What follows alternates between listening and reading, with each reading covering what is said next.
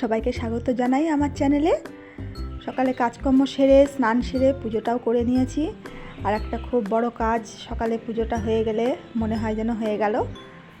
আর আজকে শ্রাবণ মাসের সংক্রান্তি, আজকে আমাদের রান্নাবান্না নেই, উপোসও না, তবে পালুনি করতে হয়।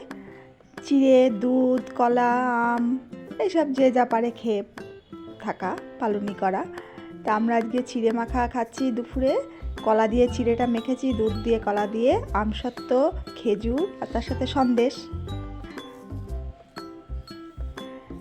আর রাত্রিবেলা একটু সেদ্ধ ভাত করে নিয়েছি। তাহলে আজকের ভিডিওটা যদি ভালো লাগে প্লিজ একটা লাইক করে দিও।